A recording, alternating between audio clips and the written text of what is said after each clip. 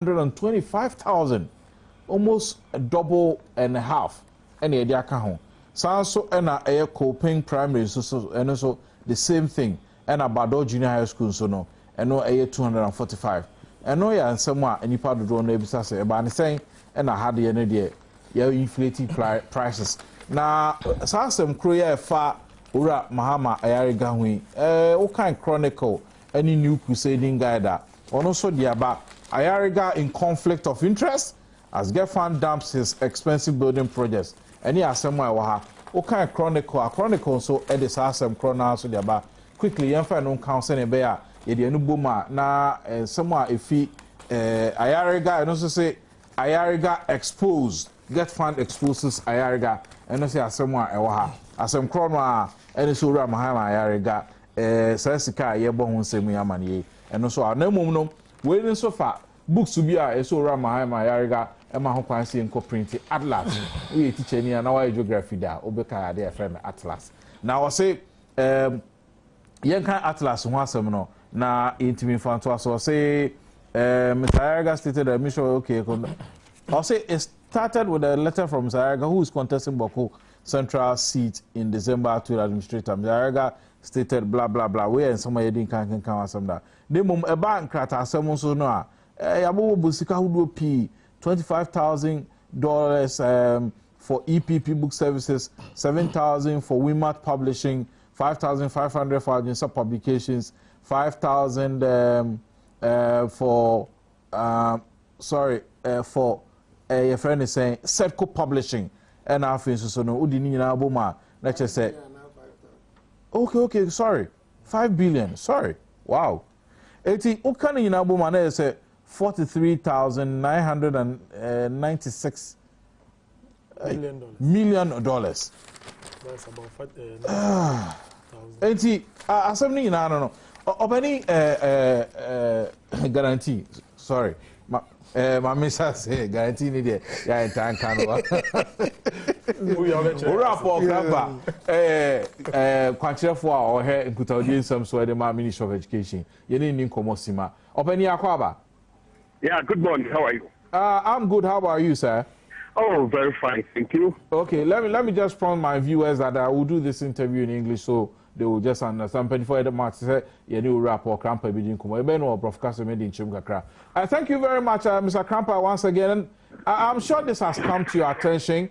A letter from the administrator of Get Fund, Mr. Samgaba, to your ministry, stating that some prices quoted as far as building of 3-unit classroom blocks and other classroom blocks in the Boku municipality is untenable, is outstanding, and the figures they think are way too high. What does the ministry say about this? Well, let me give you a background information about this issue. You know, you recall that somewhere last year, there were a lot of agitation in Parliament regarding the cost of the 6-unit emergency classroom blocks that were put up by the NDC government. Following that, the ministry held a press conference, which was addressed by the managing, the chief executive officer of AESL. Now, at that meeting, he came out openly to give out the information regarding the constructional work that was put up. Now, he indicated there were so many things that involved in the construction of the 3-unit emergency classroom block, unlike the one that we were very much familiar with. He talked about provision of washroom, toilet facilities, boreholes, so many things. Now, so based upon that, the former Minister of Education, Honorable Betty Molde-Dusu, set up a committee to look at the constructional work. I'm talking about the classroom block that were being constructed all over the country, so that we come out with a standardized cost of the classrooms. The committee was made up of officials from the AESL, Minister of Education, and then the Get Fund was represented by its consultant, Akufo & Co. Limited. So they actually met, deliberated on the whole issue, looked at the pros and the cons, and came out with the cost of 6-unit classroom block. I mean, taking in consideration the location of the facility. So it was based upon that the ministry wrote to the GET fund applying for release of funds for the construction of the classroom blocks in Boku area. So it isn't that the chief director on his own accord just quoted an amount. But Mr. Krampa, if you nudge me, what was the price that the ministry quoted for the GET fund? The ministry quoted? No, it was not the ministry that quoted. It was the committee. In fact, the committee. What was the price the committee proposed? In fact, I don't have this thing with me, but they came out with the cost for Accra, the cost for Eastern Volta region, and so forth. It varies. Because it's about 240. Mr. Krampa, we have a letter from the GET fund that cites and quotes price limit and cost limit for each of these primary schools that is undertaking even in the upper east and the upper west regions, and it's not exceeding 150,000. So how come the ministry? My brother, yes, I get the point you are making, but that wasn't the agreement that was arrived at. You follow what I'm trying to say? The agreement that was arrived at was what I was talking about. It was not. You say there's one thing most people have lost sight of. The GET fund is an agency under the Ministry of Education. Agreed, but I'm coming. The minister is the one who approves the construction of projects in the country. You follow what I'm saying? The GET fund is not autonomous. That was why when there was this full abalu about the cost of the classroom block, agreement, there was a committee that was set up to ensure that this thing actually, there was a standardization of this thing so that nobody comes out to say this and that and that and that. Right. You follow what I'm trying to say? Now, if the committee came out with its recommendation, in actual fact, I'm on my way to the office. Assuming I was in the office, I would have even read out to you the letter from the AESL to the ministry and the copy to the GET fund. Right, just hold on, Mr. Krampa. Mr. Krampa, if you indulge me once again, just hold on. Let me try get Mr. Steve Baffo, PRO for the GET fund. Okay. Right. Mr. Baffo, good morning. Good morning. How are you doing, sir? Good, thank you. Yeah, that's a papa. And someone, Ura Krampa, HH, say, AESL, anymore, amam quotation. Now, Ebanisana. Yamam sa quotation na mo san tro letter de koma GS sa quotation o mo de mam no muntimi entua san se ebro price limit mo ma hye ne so yo me da se papa me tia me amenu apani campaign so line back no so menim se me da campaign ti so me ka brofo so me ka twi o oka otitwi no ote otitwi no ne ka na anything okay right and the motif on so ase me di se ne a ye ka ho asem ni nyina na ye asem tietietia me nua campaign ya adwen se afia etwemu no school dansi ene eboa da so no be ye asem e wo mrase bedwam o mai mo me di se ye ka ho asem bebre o radio ne television so se ne ane ye ne pepepe me di tum so se sa abre no minister na so afọ na ohwe omasua so to apamfo bi se won nwen dwumadie no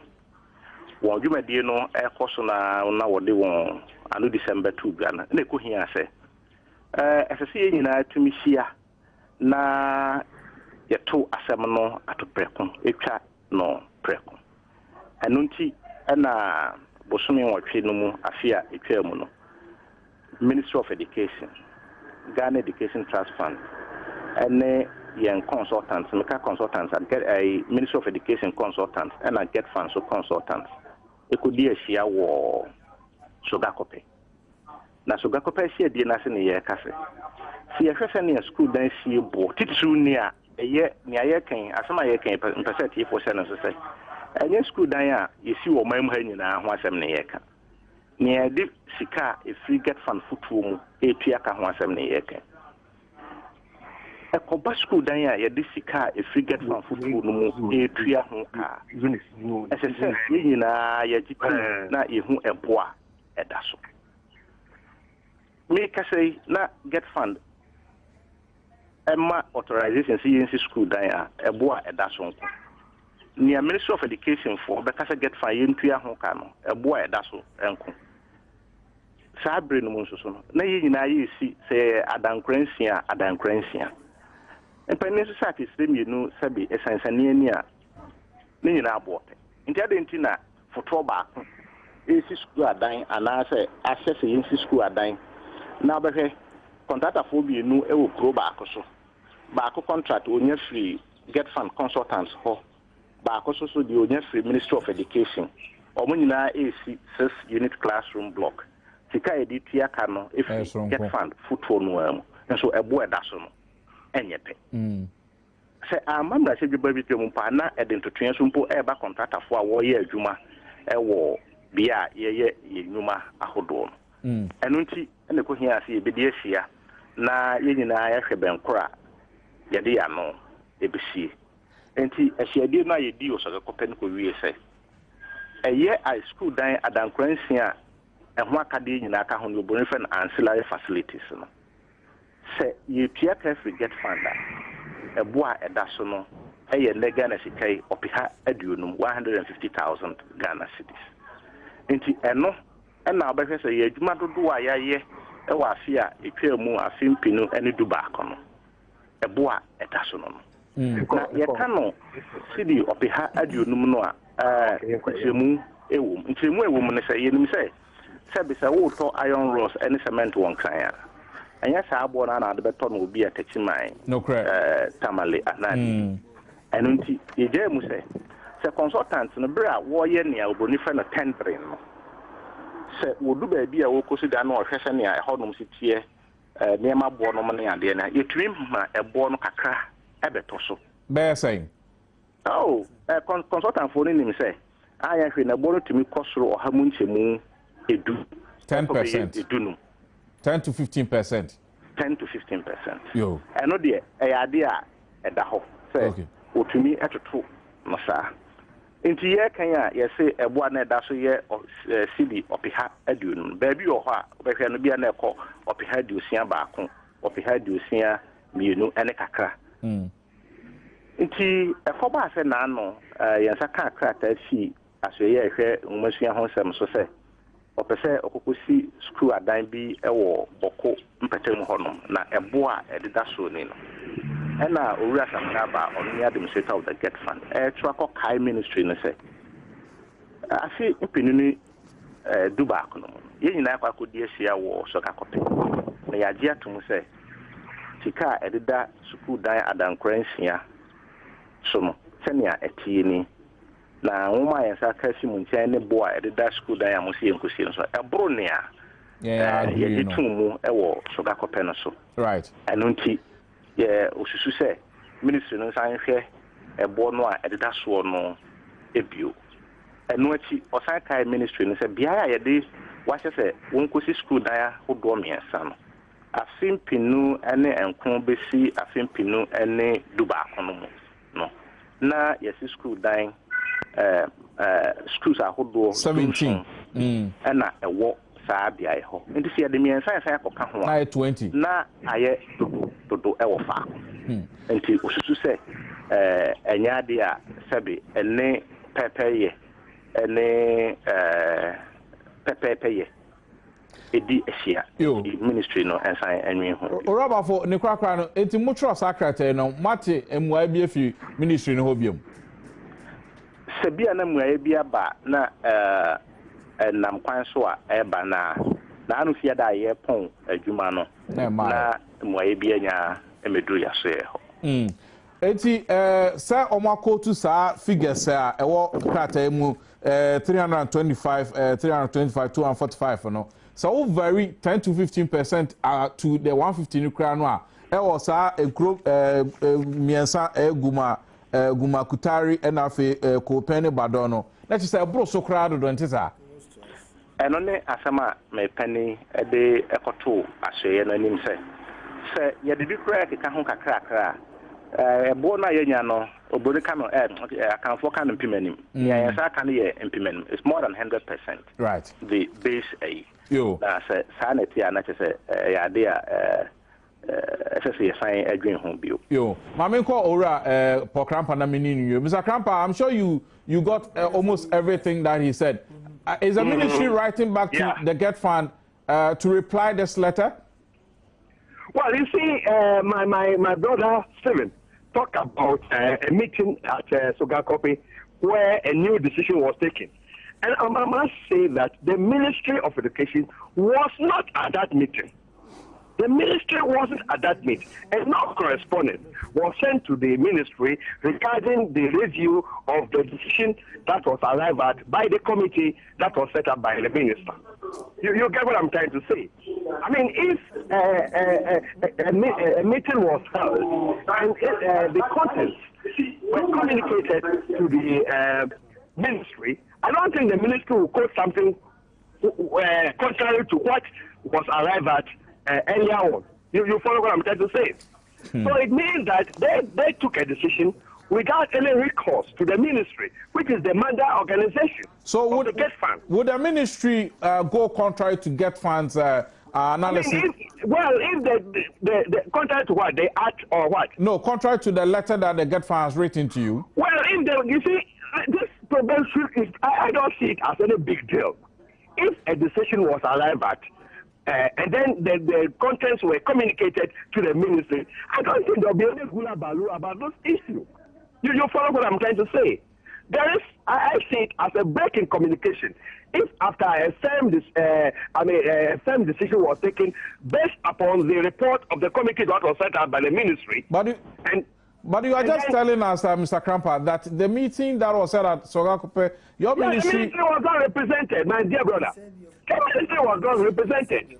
But you follow what I'm trying to say? The ministry wasn't at that. I have inquired from those concerned. The ministry was not at that meeting. But you are told us, you told us earlier that there was a meeting, committee was set up between yourself and AESL, and then a price quotation was agreed. Yes, I told you earlier on that last year there was a committee to take a firm decision on the cost of the putting up of projects in the country. You get a point.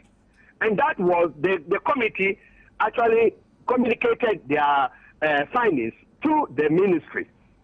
And we have copies of that. I have copies of those recommendations from the committee. It's in my office right now as I'm speaking to you. Right. The meeting about the meeting that my brother Stephen talked about, that was held in Sogakope. Ministry of Education was not represented at that meeting. So it means that the decision that was arrived at that meeting, Mr. Krampa, just before we close this interview. So the fact that the meeting was held at Sogakope and your ministry was not particularly present means that the decision that was taken is not binding on you. Is that what you are telling us? No. What I'm saying is that, well, there was a meeting actually held at Sogakope, and nobody communicated the outcome of the meeting to the ministry. All right. And how do we know that apart from the committee's report, another meeting has been held? Are you following the point I'm making? So now that it's been brought to your attention, would the ministry... They have not yet brought this thing to the attention of the ministry. Wow. So what I want to use this platform to appeal to the Get Fund administrator to actually communicate that decision that was arrived at Sogakope to them. But Mr. Krampa, we have a letter dated 31st January 2012 to the Minister of Education. Are you telling us that you don't have this letter? What? January 12th. 31st January. What? 31st January. Talking about emergency projects, construction of 3-unit and 6-unit classroom blocks with ancillary facilities for the 3 basic schools in the Boku Municipal Assembly. The ministry doesn't have in its possession this letter? No. Well, I can't talk about that. Wow. But the point I am making is that, you know, a committee was set up. The committee made its recommendation, communicated it to the Get Fund, communicated it to the Ministry of Education. Right. Mr. Krampa, I want to thank you. Okay, I'm coming. Let me actually dilate on my point. Another meeting was held at Sogakope where there was a reversal of the decision of the committee that was set up earlier on. Why wasn't that one officially communicated to the ministry? Right. Mr. Krampa. The ministry had not written actually stating that contracts should be awarded to the tune of the amount that has been quoted. How will the minister have known that a meeting has been held? All right. And a new decision has been arrived at. That is the point I am making. Mr. Krab, I want to thank you very much for your time, and I'm sure... thank you also for the opportunity, my dear brother. Mr. Bafo, you know, for Papa. Hello. Me pacho you. I see a dinner you do so that for and get fund and one call na ministry no represented so that compare here dinner see and me as much 7 year crampers onko na onko bisamu yi ono de no yo and so na ministry no oh hono yo and we na me boss letter no ka say on kind meeting no a year wo no correct August 2011 no correct yeah that money na so yes so say that papa who is not telling us the truth but now we know who is not telling my viewers already say it's obvious me pass judgment one am come answer already am go say ama na we am say nyakoso iwate yeah that was say you befa kwanya esu ni echia empanimfo a hwe nyina ne mofra na ni titiro ne fantakwafo papa ehun na nsem ni bi areho we enye politician na eyo o so that say we ye nipa ya bomodin apa won se won hwe ye ministries so mayen na ne mankoyi papa krampai ensema na wo bisa ne nyina otumi se obre na ompesa obeka no kure no so e wa asem no mu o admit initially say yes there was a meeting people were selected from his ministry and other departments. But he failed to tell us the price. He couldn't tell us the price. So, but I don't know into income friend, no one said they been to more friend. Oh, and many people on my mobile power. Well, wouldn't say yes, 150,000 Ghana cedis. Na sa cost crowd the mark papa no crowd or say the markup was between 10 and 15%. Marking up 20% crowd. About 180,000. What you say? Not 30,000 no compensate omo upper east and upper west akoto sa neman. Now wow the price we if you more outfit aba.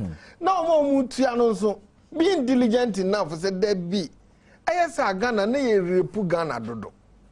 Oh, enti no mumian stick it to what we all agreed on. Sogakope. We and some say we over here now try be time nipa bebre ani. Oh, eni ma say ni enye fe ye man na ye repu ni say. O man Ghana na ye suffer say. Oh, na yesa henfa na ye ko. Where are we going? Se nipa ba ko penye sika. Na say nipa hundreds so far. Oh, sika no that my tete wasa na omo nye sika bi omo ba chichien abubobubu asum aka egu ba bi adenti na wo se ye kase sika bi ya ban sika nti se ne wo se ye dini bia no ye bedi ni saa yesre get found sika no enye obi sika na enye ministry ni sika na enye get found for no sika Ghana fo nyina eto na mintumi hu de bia nansen no eya koye se eto bi agana fotu ane de aban betumi ayusu no se de ope bia efiri wayo misika so water vesika so ade ba be CCP sikatua so ade ba be si president admission or yes oba he watua over 6 trillion sikadada nim ade atua judgment debt. Oh, this is naked robbery. Oh, to the taxes we pay in this nation. Me just who baby I want to say. Na enfi kakra ye de omai a share abayin sem na eko ni say. Na se nkomo be sa to so akonfie 9 there. Ene nka kaba me no ka ha nyina ka mo digi sika nyina na mo kogu. O ma ka to mo baby e kan ko ya get fund inferior body to the ministry. Now omo chiro mo say mo mpanifo say nya mo ye no nya ya aja tum ni kutia o ahwe ya ministry ni nkobu enwu fa omo so ma owura Sam Gabro administrator nim owura Steve Bafo ni omom kasa ahwe ya na omo na omadwuma ba bo mu se ebe keka akọ ho omadwuma ba omo na hwe ombani se we nti madwuma ba mo anya hwe mu mrafie Ghana fo yesuro sa de no nti na ye man no nkoso no Ghana ni bia oye adwuma a worth and salt what does it say ye na di a onko se bi onko we abo ye we di a challenge to you. There are more other avenues ubetumi explore. What I say? The only thing is you have to be on top of issues in your office or in your department. Adi ye de me mo bi ensuro na wo pension abede na obedidi. Wo pension sika de be ma na be so. Enso wo ye adwuma no so na unum say adwuma no na ebe hwe obi bia. No. Ghana ni bi ensuro di ye.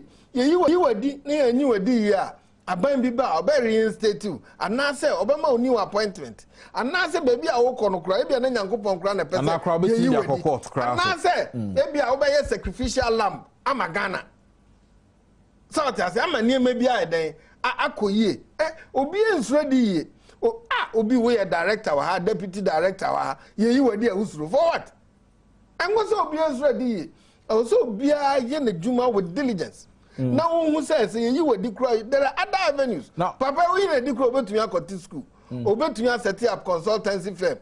World Bank be consult no. Other bodies non-governmental be consult no. Omu nyina ombe yi nto ka say amidu yi na di. Onye sika ni di. No. Na ohwa to say sa Atlas yes here no so your print here and so $44 million. O de be kan wa ni nyina particularly because ura ayarga na so ma ye ma order ma see nko TSSK sa school dan so ne constituency ni so ne ye de ekọ ho o de sa ne ma tutun a de na ekọ so enu nti na meka say oman mu ewo no ase Ghana sika no say aban yi peso no ye repu Ghana but say o de tutu de pope ba Benin obeka no a South Asia na che say eye pepe or say we shouldn't destroy the future of the African child. We are destroying the future of the African child. Yes. And this yes, by raping their present. And this by raping their present. The present of the African child to destroy the future of the Ghanaian child. And this yes.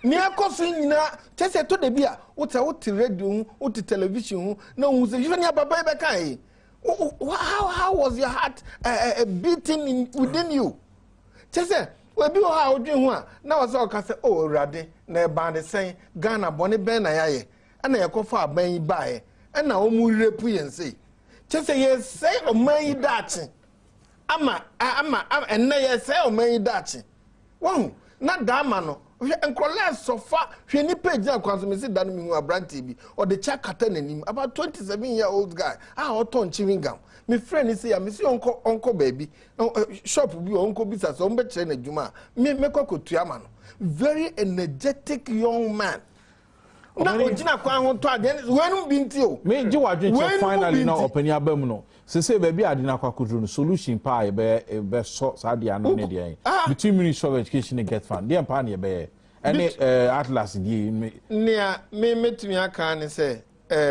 Get Fund for no they should stand on their grounds no mu make sure say they will not be coerced say obi antumi push one around now mu make sure say price now mu agree on no eno na ebe ya adwuma na percentage margin na ebetumi add on no omomodin ansa ombe add on e de ama contractor na okoye adwuma no wo ho no eno kra no nso osan hwa na chese dwirim san wo because ade no ya ma omnko 17 dada ye sand 3 akoka ho so Ghana ye che nyina no obi anya bisa na e ade a ye ha adwene enti yesre owura ayarega yesre papa bomodin se kom de una so do nsa mienu didi a ebetumi ahia to choke you enti yesre kakra na manya na ebetumi amomfa na saa se wonfa na saa so dia memma obi ahụ nka na price na o ma agree upon no omo nti ase na o officer na obeka saa no ono so nti ase se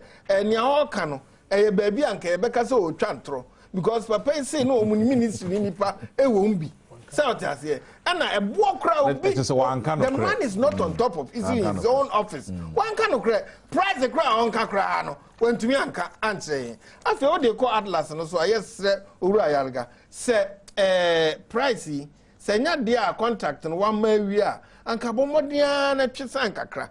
Now Atlas and $44 million.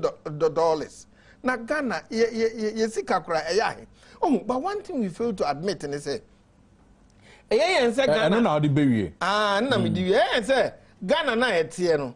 Yenkwa, we are on an island. You're not connected to the rest of the world. We now live in a simple global village.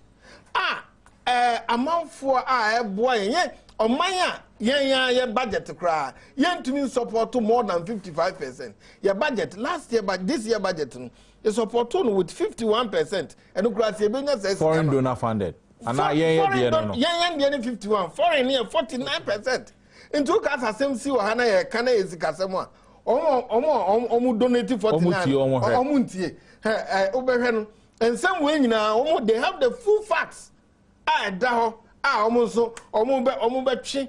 withdrawn kakra commitment na affected the future of the African child. Russia, also more repeal on my Ghana and more repeal present at the amount that Chima Abre. Sana moye. Say minyo so na wachire na dream chire wo asem no. Na so answer make asa no mefa fidie so achiaga na mamu nyina. Na constituency for no. Jashi. Me wish you mo happy independence anniversary ochina. Yo anopa ye nyina ye hunya ekoso e wo ministry of na mka so also obeba niwu in the sense say wohwe Mr. Krampa nsema obeki kan ye no sabi utumu se ndokra de baako and me hu ni kra baako e wo nsema okan ye no oye madam for pa me parliament mo education select committee nti mitani omo ehia ya na so nsema ide enya asema eyede I was a year so kra sama kai at the end of last year no get fund award the projects be ama various MPs more select education committee so as a form of a privilege and it was 150,000 near where me one say sometimes ministers, any deputy ministers, they have to be very careful, and as a politicians as a whole the 2 ministries this one you will say you're very diligent in terms of how we go about things.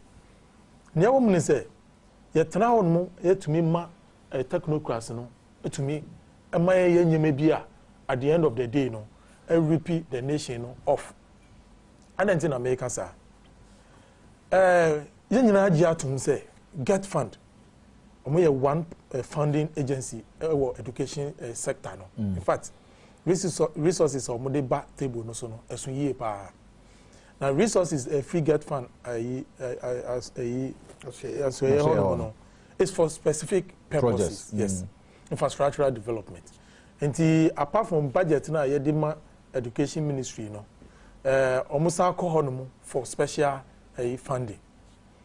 Now me tell no me as yes say, ebe banisena one project, the same project under a particular ministry figures now different area. Now the same project and I get fund no, and also value no, different. It doesn't matter. Also man Kobe. It doesn't matter. Yes, it doesn't matter. But reference was made here, say. Yeah. And America no say nukra is some kind nukra be bemu ewo baby. But me no say as some American say it doesn't matter. It's all about 6 classroom blocks. We have standard classroom blocks yes, see, government schools in the same measurement. The only difference is how we say a bit more or special features, library, storeroom, and also the board. But we under government, time government needs see emergency projects. You know, those projects were tied to limited periods of time. I was a contractor, not to me, Jumano. Into which our projects now. Resources are more contractors was more than the ordinary. Yet you say because those were emergency projects that need to be taken good care of. Now, so ordinary projects are buying ACC no value no are the same everywhere. So na say can just say bia we call upper east, upper west, maybe a cement any iron rods board no. Yeah, price no yeah more some percentages are here to so. Enti your mestre your ministers no say education committee of parliament who be taking abnormal call. O dey be ba me nwe o dey ma me nko so. Your mestre say omo hwe eyi omo a omo ni omo eye ejuma wo ministries especially the technocrats. But sometimes they do these things either to embarrass the entire government or even to create a world for themselves. No, yes. Education ministry, corruption. I know what is happening in education. I've complained about the way procurement are done in terms of supply of decks. And it's you bet to me contract for decks in Konyano. In Konyano, answer why I be lifting a Konyano classroom. Ne bubu. You best say Kano. The following budget, year budget, that's not their shame. This year, get fund. You share estimates. Ministries for normal buy. Sir, me who are they say is part of the budget. Yeah, because who convert it? Atlas, who convert this car we are into Ghana cedis is about 95 million Ghana cedis. Yes, it's the same thing. And I stood on my grounds in that meeting to say, Sir Sikano will not approve that money because it's too huge for textbooks to be supplied. Well, in PMP, we allow people within the ministry to do these things. At the end of the day, they go away with it. And then the politician, what? They want to swear. We are a manager who be sign Yamano.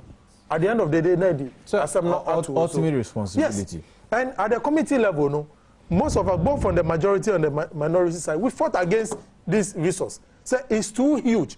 Say, get friends, be say textbooks. You besides say textbooks, you within 1 year now. No, at least we can use half of the resource for the textbooks, so that other resources will also be allocated for certain projects. Meaning, we can say under the youth employment program, a recruiting teachers.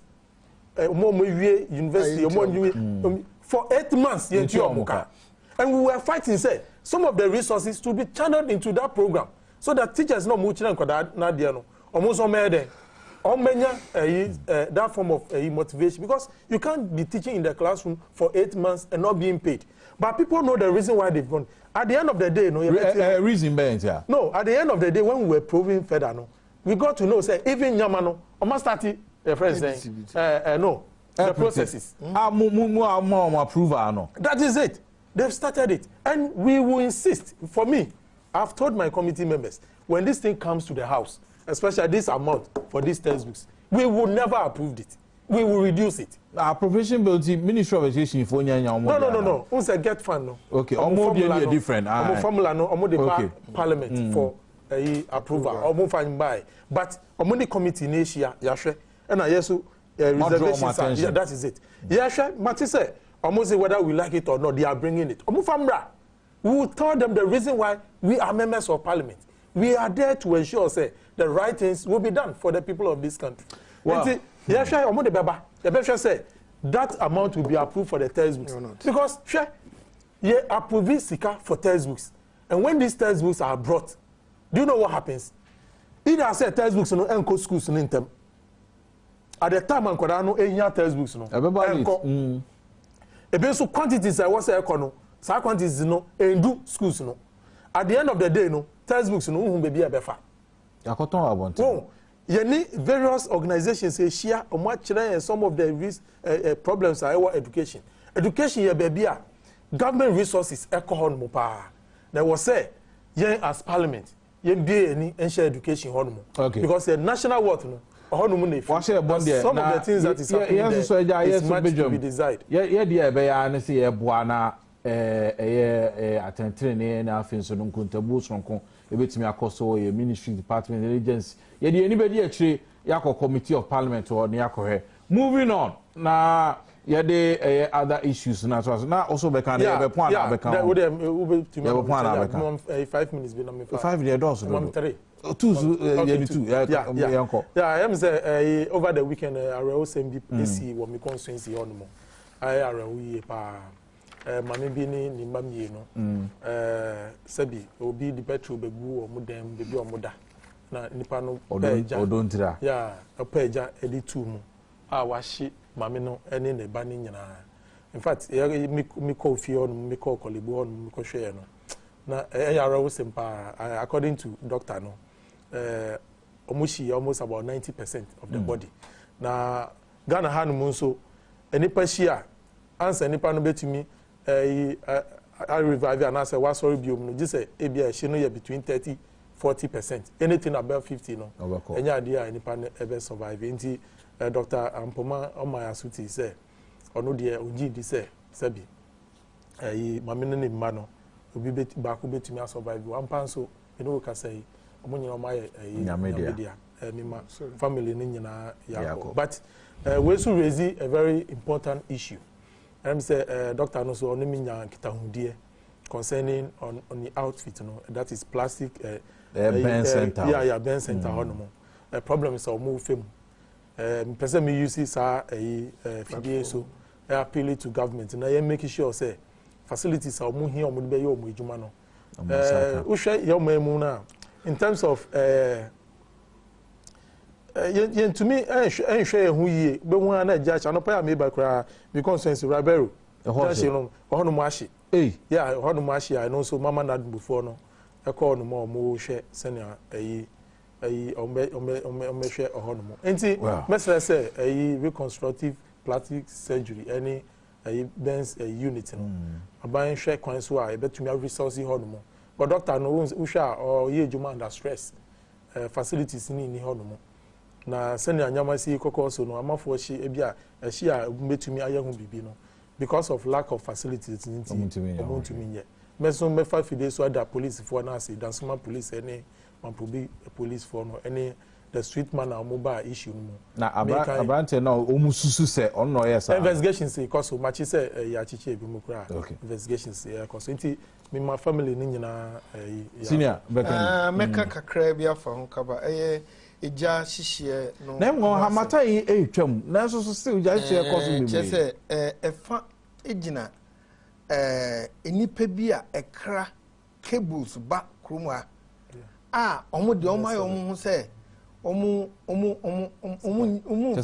substandard yes sir nyam sum kakra nto nyema na omo kra no omo nya companies nso wo China ho a omo be ye bibia ebi me call shop bi omo say cables no bi ye metal kekene nam nti etumi dosa ya ko nto no na wo say enane na ehye na esre standard boards for omo modern aban bo modern na equip omo na resource omo na omo build the capacity a omo betumi dia check sa na manema we nyina ade a eha yen man na yesre Ghana ni bia se okoto cable on to cable metal product na de enti a cable metal ne board ni se papa na afei market ni suama no na se mass production a ebo no be den ebeba fom amayen enti men kasa ne board den wo de tie sika no gu ha edan no onya ya wonkotena mu utumi to cable metal na se de ye wire ne mawa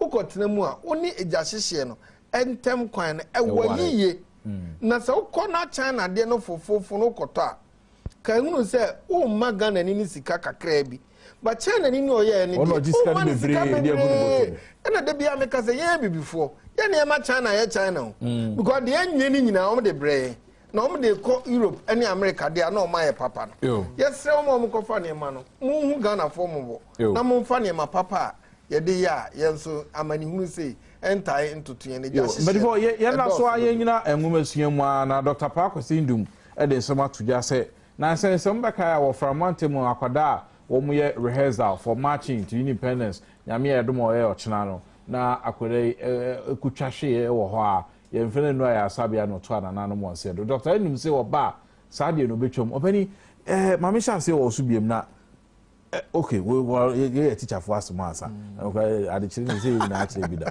Sadi ya free tete. Bako jina wiemu sa at least name say for 7 months Ghana. Na ene asha se ho bansem ama obi akura kutwa hwe ewu. Dr. Num so ba obetwam sadi e. Otwam abeboaye. Ana ye okwan foforo bi ebitimi aye asesan yemam. Me mom de me ne Dr. Hindum enya adwen. Wona ni nya adwen. Ewo say ebetwam no. Ne wo mni say oman bia no nyame bi wo honum a otumi identify wo ho. Oman bia ni honum a omo day a yede wo oman no sabi omo celebrate. Obia wo different forms are or this celebrating. In fact, Independence anniversary day no da bia school kwada nyina energy hu yiye. Time so a school ye teacher for ye di chire kwada no senior ye forefathers no musi gina hono ema oman Ghana. It's a way ye use here ye di ye shenkura no nkran bi to be patriotic. But be more crazy. I don't know other forms. Quite for being wa. You bet me as a son near many. I'm out for Bible says socialist oriented ideas. So your man could me good Uka Korea near Yin Nana. Now Dr. Indum Abasa also in Yadrin, my Misano. Dr. Papa Kwasindum, PPP, penny on to Frank Adiamon. Doc, Emma, good morning, multitude Benjamin. Majoro. But what then Nanope? Oh, you mean out the you. But no cross also Independence Paris, you know, idea a putu and kwala through stress and yard into bar. I will be doing my penny, I will be chum. Oh, you know, my men can view. As my mechanic in there. Yami Adom Magana for what Abam number bay of Mampina. Damn Independence Day, March past, you know, Muchum, number before for I shall not name. Chairmonia. Independence Day parade no yenda na yasha so na enkan no your colonial days no na bibi wo for an Empire Day and when you painful enough no one care no what in there yasha see no yeah route march yeah march past or yeah just at Independence Day be or sha see colonial days the Empire Day and governor Bruni obejina ho and then he so be before from ya march past in Fifi, they could salute. No, but no call. They independence and so answer Sano. Now, so call Britain name. And one way Empire Day, yeah. It be, well, yeah, 1 year Empire Day. Of course, certain other countries, we get Empire Day. And then, the Empire Day is about Independence Day. Now, in the place of Brunei governor, and there or your president, and there or your regional minister. And they are a district, municipal, metropolitan chief executive. And then from the same. We never review. Now, march past. We just salute. Now, I mean, some of you can say, my vida. If it's the colonial days, as about independence time, may I CYO, may I young pioneer, may I student, ya vida. And so, Bidia, agent of Shakan, actor, Kokan, as a son, the area no.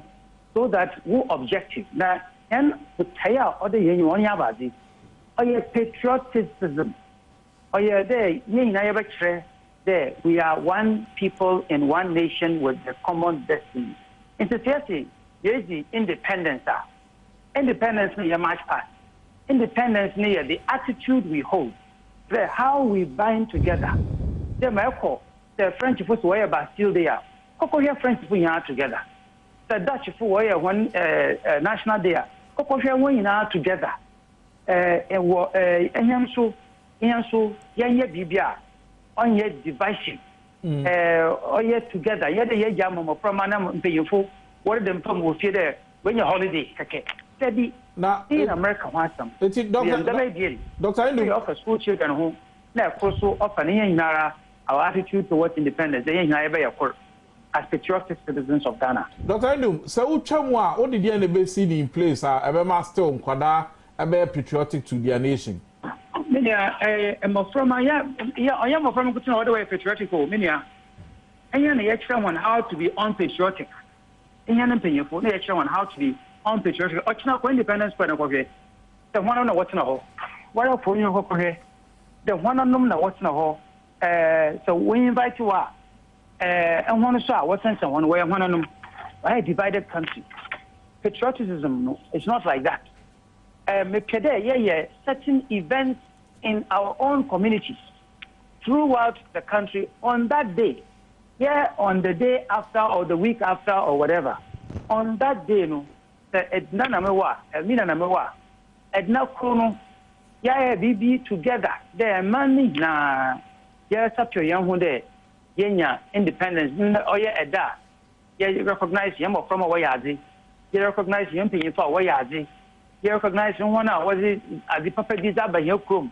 Nay, now so, can have for some, the yamping for wire in the past. Nay, drinking all the year, near Yazuko. Let's me your man opinion, let's hear independence. Oh, no. So a religious leader, so, political leader, so, the civil society leader, so, the Mayor Bibia, Obia, Baba, in the Republic. Now, no. Right. That's the business in Ebonoma, and now together. Now, on that day, no could change it. We all forget. One or Christian or Muslim, one or PPP and NDC, one or Abadi, only we will forget it so that on that one day, it will be all for one for all as Ghanaians. Right. Dr. Andrew, you better say, now, Minimsa, Ufi Bokwa Bedu Accra, 90. And you say, I'm one can. Yo, your Baba Morning Soch, and I've been in our studio near the come about independence, anyone is so different. Yeah, that's Papa, Dr. Papa Christine, and I attend and can patch also. I think, yeah, but Nyama Kikan, and yet tangible for you, and yet tangible for cancelling the independence anniversary, especially the March past that goes on. New can say, Nyamibia, a Debeka, a best 2020, but I think those things are being done in some of the districts on Independence Day. I almost me trip planting. Or since the see a man called Dakujinary, you chair no. Listen, that day for school children, you've been a teacher. But is it not because you can't tell banana marshal muti? Yeah. It brings some sense of belonging as a people. That time your fire on your trust. Yeah. No, what time? But then it also serves as a time for a reunion, meeting other schools. Did that competitive spirit, a bank. Look at the districts. It's a district way. It's a day. At the end of the day, don't quite energy.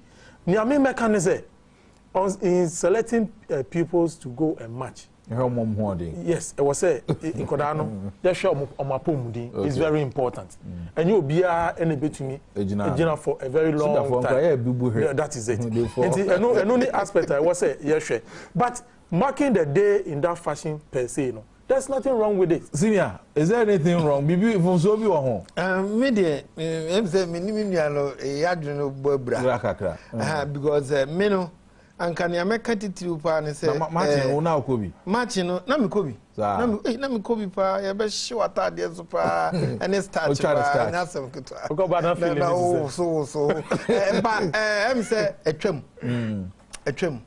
So we share economic situations, say, I walk Nipa Abra Bonnie as a tremor.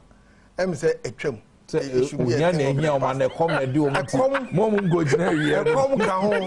come can show passing rate. Nansen, BC, BC, Enkoye cry, and Taban Tremoye, me war, or Papa Sindum, a jumper. Nanka Yen to say, it be a quiz day. Yes, I say Krubia, I know cry. Say yeah, dear, and towns are Nasa, regional, and now workers titu, and a bear quality fee. No one send my man match, and I papa match or package. I mean, the import of the day no will be communicated to him even better than say, or no becona, a capa watching a car Independence celebration. What? Idea car. Would the upper take it upon yourself? Not call about Odia Colbert is 10 district administrations. Now, that is the point. For that, I'm benefiting school for no. Only the Diana can see a day and nay and when you that is the point. So nkola no cross and fetchire. O da bi. Nkola no cross and fetchire bo. Say we must school di me more. So just say. Enji say ya to top pen krana. Every Independence Day pen and pencil. Baako. Independence Day anniversary no kra egu ho a. Any year no gu ho a. Em say better sense ube fa kola edi na ko gina wiem saa no atwa prise enye atwam ntimi de ni America ne say me ne pa kwasi eya adwene ye topen bi ye mfama wen afei mpanimfo de ombe machi a omo machi na nkola no hu say we nti na omo machi but anka machi no kra no anka hu hia yo ye bra ya so na ye fa message saba ntwam woni ye adwene say independence ye ntwam na so ne ye nyadwen Octapa kwesi ni mo say the materialistic and euphoristic instructions ordered by the Ministry of Finance towards the voyeuristic payment of teachers arrears have affected the living standard of teachers in the hand. I'm on 40 bro. Come I kindly find out from the Controller Accountant General Department the arrears paid for how many months. Okay, you just come on. Oh, you teacher now you buy me. Okay, I buy you many. But can you find out for me why a patient A the Wasakropong Government Hospital must pay 20 pesos. Is it 20 Ghana cedis or pesos? Go to private. Okay, to go to private, the same amount for urinal. What's that? Urinal. That belongs to the hospital. Just all so hospital no. Junso yeah. Utiaka. Okay. Hospital. Minim what's wasa? Fred. Wasa Kropon and the buy. Fred, you may be sir. You may be sir. 2 p.m. Blessed son of Atomils. Mampo Ashanti Nanado will lose the Gangan to NDC all the way. Or say, Kaba, I know Atamils is going for a 4-year again from Cloud at Mkwanta in the water region. Kaba, good morning. I like Honorable Tete so much. He really speaks like a father and a leader. Gone Tete. May the Lord richly bless you. Keep it up. Christine and if you come as by. Kaba, anytime I want to call the program always, your number is busy. I don't understand. Nana, Christine, Nana, the trouble is that you can text. And text more because call no there amount for line will be free at the same time. Also, please clarify this for me. One, the surgeon who did the surgery for Kufuor is a Ghanaian in the USA who has been coming to Ghana to operate since the past 10 years. 2, President Kufuor had the surgery at Cardio Center at the Kolebu and not the surgery department of Kolebu. 3, everybody knows the history of the Cardio Center and the treatment and the Atamils government has given to also from Pomboating. Okay, I'm saying, wow, make you conclusions that come on, MPs and teachers, which one is important? Hey, we are all important. Me to go, Mr. Mo. I love Professor Mills, but for the sake of Honorable Solomon Fuachi, NDC will lose 2012. Isaac Mining, Joab, so also you can call me off air for details. You come on, why is General Mosquito saying Ketia? Why has he stopped talking? Or is he in connection with the Woyomi scandal? Oh, if we are say. A time for him and the buy or say why I don't sports always show foreign matches and highlights and default our domestic matches. Adam Ajay, one for you and now yes, local matches and be a hat for the what about say, oh, President Mills, you have disappointed the people of Manya Krobo, and we are also ready to disappoint you. Set upon a buy Kaba. Will you march tomorrow? Charlie to me, keke. Martin.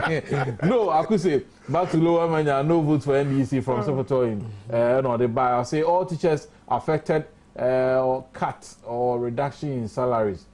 Prof danger for December. Okay. At long last, the corruption in the NDC has erupted like a volcano, and we Ghanaians are ready to free ourselves from the tentacles of their evil administration by voting them out gangantually. Amos Amon different by Mahama Seydu from War Right. Gentle Jack, thank you for recognizing Ghanaian doctors. This is a good example of a good leader. Or say, Kaba asked the MP for Fantiakwa, what is the state of the Fantiakwa Rural Bank? Because since last November, customers cannot access their accounts. Ejedu, Kwabeng, and Edebaye. Present all the way this election, Alaji Sampa and Edebaye. Chance will be given to the MPP in 2024 and not 2012 election. Mills all the way from Taekwondo in Anomabo. But it's now clear that President Mills and his NDC Timbi party has to organize, so let's sack them away and welcome Nanado, DJ Marley and the Figure Spy. Hold on to the text message. Yeah, be and Chibia, but you're about 5 minutes. I did because I said, one interview somebody to us. Nanado said, Nabemu, corruption, Yamutu, Openi, Yentio. No cry woman say, corruption, ya DBA, I've been any hard mobile to me to us here. It is a human institution. Nya obetumi aye ne say obetumi abrenas it is all cancel obetu corruption said here to me no it is false to me as simple as that. Yeah, you can put in measures to limit corruption but so can say oba beto some e be na amount for the tuton say onu ankasa oba abemu from being an MPR be time oba foreign minister oba attorney general you be ant me for katasha na pro e bi mo no say Nanado see na why says kasem bin say na fa is it's the same way or that it's the same way His Excellency Professor Mills I dey friend corruption they want to me from patano enu nchire say corrupt practices and koso e man. This is a very big country and things happen at even on your blind side go one there no enti want to me my blanket political talk say Uber officer corruption Uber stopping corruption it can never happen. What you can do is to reduce and I say yeah make corruption a difficult thing to come by but general now can say you are going to stop corruption there because one in conform of the forming the government in the unlikely event those people are they coming from heaven in the unlikely event are they angels. They are human beings with different interests. With different interests. Kaba, sana ositi hanumui. Ebia ahanuma awuti sabi umbensika. You will not be tempted. Yes, you will not be tempted. But they say obi kofa no your minister for say now ko benska. Maybe your attitude is going to change. For the human being, you cannot think for the human being. But as a leader, no. What is right, you make sure you stand firm on it. That is all. And person can say institutions are dealing with corruption. Those are the institutions. We need to look at the people within the institution. I will say yes, say onipa na wakasa wutia no say ono onhwe corrupt practices. Onipa no ono so otisen. That is it. Attorney General Department, the rot that is going on over there. They are supposed to what? Amuna was a musha say corrupt practices any day. But look at the excuse me to say corruption party so big container platform so no say no betu as here there. Obwa. Baby na obi. Sorry.